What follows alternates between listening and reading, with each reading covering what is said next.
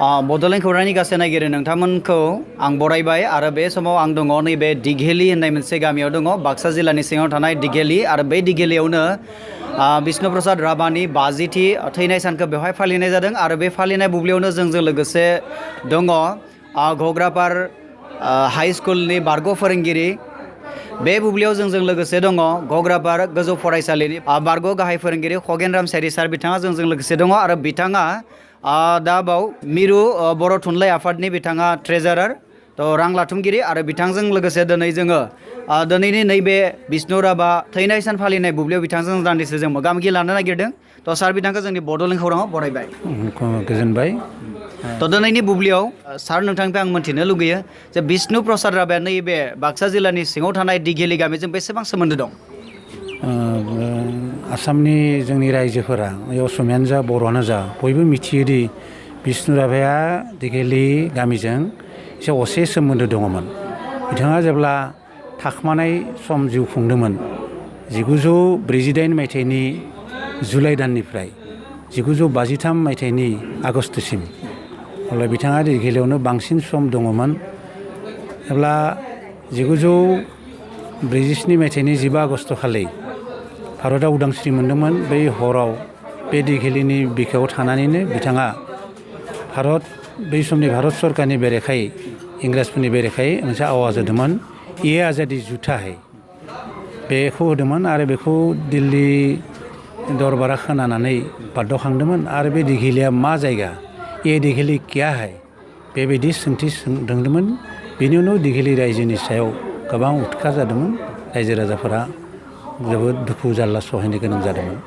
दा विष्णु राभानि जि आदर्श जि खान्थि बेखौ आजावनानै बिथांखौ विष्णु राभाखौ दिघेलीनि रायजोफोरा रैखाथि होदोंमोन आरो जेरै हागौ बिथांखौ बासायना लाखिदोंमोन मोनसे समाव बिथांखौ बासायनो थांनायाव जोंनि दिघेलीनि सासे मानसिया गावनि सालायखौनो हास'ना लानो गोनां जादोंमोन आरो फास नांनोबो गोनां जादोंमोन जियानो जा बेफोर मोनसे जारिमिन जालांबाय दिघेलीनि रायजोआ बै समनि बिथांनि लोगोनि मानसिफोरा दा गैलिया दा गैयाब्लाबो बेजों उन थांफानाय खायसे मानसिया दाबो थांनानै दङ आरो उन जोलैनि मानसिफोरा राभानि खान्थि आरो आदर्शखौ रैखाथि होनो नाजागासिनो दङ सार नोंथांनिफ्राय जों मोन्थिनो लुगैगोन बै समाव जेब्ला बे ये आजादी झूठा है होननाय समाव माने गोसोम गाबनि कला पताका माने बेवहाय बिरहोनाय जादोंमोन बै सानखालिखौ नोंथाङा गोसोआव दङ नामा जोंथ' बै समाव गैयामोन जों माने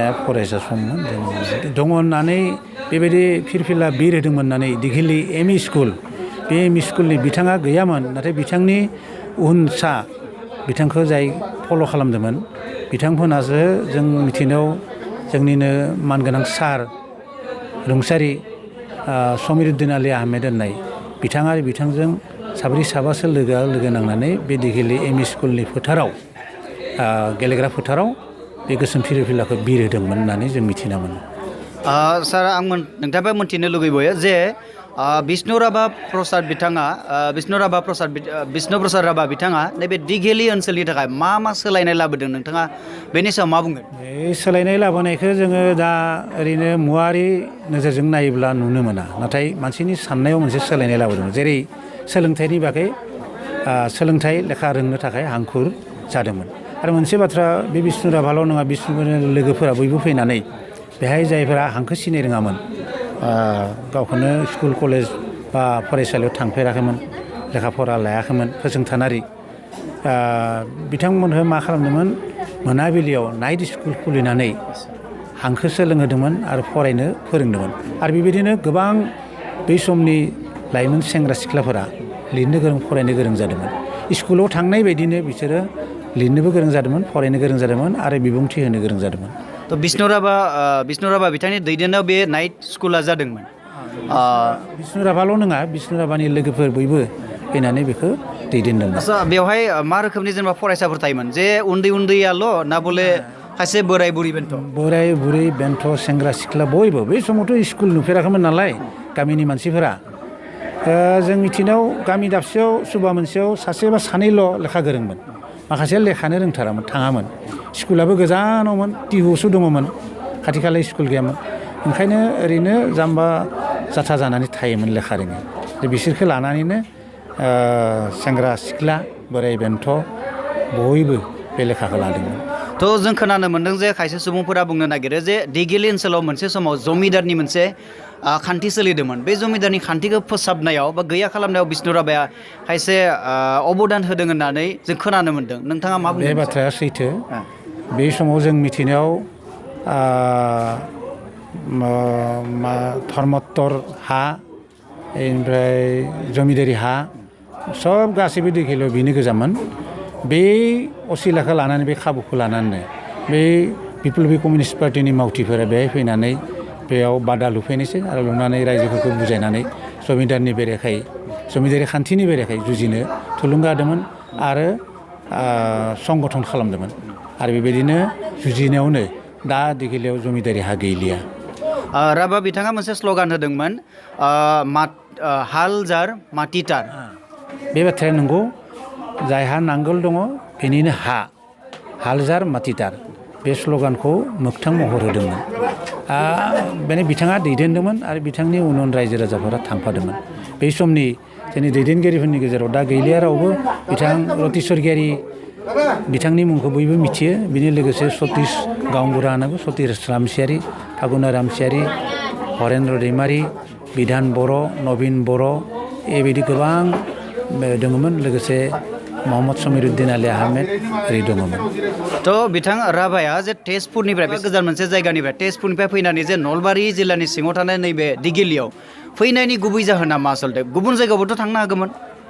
बेनि गुबै जाहोनखौ जों एसेबां मिथिस्लाबनाय नङा। नाथाय जों मिथिनायाव बिथाङा बे ओरै फैयै फैयै बर'माजों फैनानै दिगिलियाव बे जोंनि बर' मानसि दङ बेखौ एसे संना मोन्दोंमोन आरो बेहाय जे जमिदारि खान्थि दङ आरो बेनि मानसिफोरा एसे गोदान साननाय हनाय दङ बेफोरखौ एसे बबेयावबा सोरबा फोरमायदोंमोन नामा। बिसोरनि संगठननि मानसिफोरा फैनानै रति स्वर्गियारिखौ बिथांखौ लोगो मोनो, लोगो हमफैयो आरो लोगोसे बै समनि लाइमोन सेंग्रा जांगिला दाद जांगिला बिसोरखौ लिंना लानानै बे आफादनि सोमोन्दै सावरायो आरो बेबायदिनो कृषक बनुवा आफाद पन्सायत मा होनना बुङो असम बनुवा कृषक पन्सायत होननाय आफादखौ दाफैयो। दानायनि गेजेरजोंनो बे खामानिखौ मावो। थ' आं नोंथांनियाव जोबथा मोनसे सोंथि सोंनो नागिरदों। बे जाहैबाय जे बिष्णु प्रसाद राभाया अल आसामावनो गासै आसामावनो जे मानसिफोरखौ ओरैबायदि मोनसे रायलायनायजों थारमाने गावनि आंगो खालामना लानो हायो। बिथांनि जिथु गुननि सायाव नोंथाङा मा बुंगोन? बिथांनि गुनखौथ' फोरमायस'नो हाया। बिथाङा खालि बाथ्रा बुंनोल' गोरों बे नङामोन। सब बिथिङावनो जेरै गेलेनायानो जा, मेथाइ खननाय, दामनाय देनाय, रोजाबनाय, मोसानाय गासैयावबो रोंगौथि दङमोन नालाय मानसिफोरखौ मुहिना लाबोनो हायोमोन आरो बेनि गेजेरजोंनो এই संगठननि बाथ्राखौ, खान्थिनि बाथ्रा, आदर्शनि बाथ्राखौ फोरमायनो हायोमोन गोरलै रावजों। बिथाङा असमियाल' नङा बर' राव रोंगौमोन। आरो बेल' नङा जों मिथिनायाव मोन 8 ना मोन 12 रावखौ बिथाङा फुरा गेबेङै बुंनो हायोमोन। बेबायदिनो बिथाङा बे खाबुखौ लानो हादोंमोन आरो दिगिलिनि रायजोफोरा बे समाव बे जि सोबख' जानायमोन बर' हिसाबैल' नङा, मोनसे फोलेर हिसाबै आबादारि हिसाबै सोबख' जानाय बेनिफ्राय रैखाथि मोननो थाखायनो जानो हागौ राभानि बे सानस्रिखौ गोरलै आजावना लादोंमोन। थ' राभा बिथाङा जिथु जानाय लोंनाय बेनि कालचार माने गुबुन कालचारजों जे गोरोबनो हानाय बेनि सायाव नोंथाङा मा बुंगोन? बिथाङाथ' जोंनि जनजातिनि गुबै नालाय बयबो मिथिगौ। बिथाङा जानायाथ' बर'निनोमोन नालाय लोंनायाबो, थेवबो गोसोखौ हमथानानै जानाय लोंनाय सब गासैयावबो मोनसे खान्थिजों खारोमोन। ओंखायनो बेनि सोमोन्दै बुंनांगौथ' जेबो गैया, बेबायदिनो सोलिनांगोन। आरो मोनसे बिथांनिनो बाथ्रा जे मोनसे हारिखौ मिथिनोब्ला बे हारिनि गासै हारिमु सोदोमस्रि बेखौ मिथिना लानांगोन। बिसोरनि धोरोम, समाजखान्थि, धोरोमखान्थि गासैखौबो बिथिंखौनो मिथिना लानांगोन। जायोबा गोरोबनो हायो आरो बे जानांगौ बेबायदिनो। आरो लोगोसे बिथाङाथ' जनजातिनिमोन नालाय जोंनि बर'निनो गुबै, ओंखायनो गोरलै आरो गुबुनफोरजोंबो बेबायदिनो जानो हागौ गोरोबदोंमोन आंनि साननायाव। थ' साबायखर जासिबाय बिथां खगेन रामसियारि बिथांखौ जोंजों दान्दिसे सम होनायनि थाखाय।